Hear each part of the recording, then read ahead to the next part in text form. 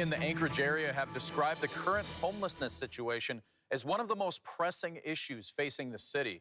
Tents and makeshift camps have been scattered across the area since a major shelter closed in May. Joe Canine has been talking with people who live next to a homeless camp near 3rd Avenue in Ingra and joins us with some of the issues residents and property owners say they've been experiencing. Joe? Newspapers have been vanishing in the U.S., especially in rural America, where hundreds of weekly papers have gone out of business in the last few years. The same thing has been happening here in Alaska, where small newspapers have been struggling. Volunteer-run and nonprofit organizations have been filling the void in some places where local journalism has vanished.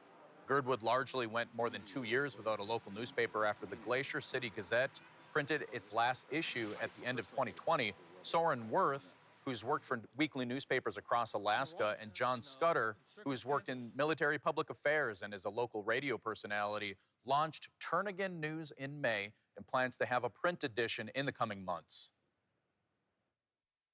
We have the ability to question power, and very few people, in a time when many people feel disempowered, a local newspaper gives power to the community through the ability to ask questions and report the answers.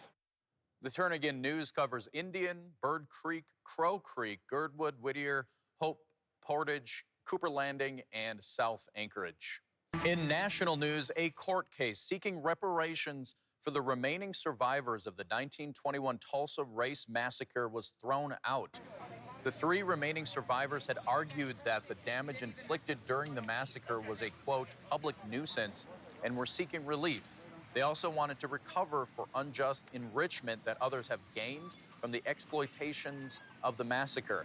They were children when a white mob destroyed the Greenwood district of the city, which was known as Black Wall Street. Over the course of about 24 hours, the city requested the lawsuit be dismissed with prejudice. They argued that being connected to a historical event does not give a person unlimited rights to seek compensation. The judge agreed, and the lawsuit was dismissed with prejudice. That means it can't be filed again.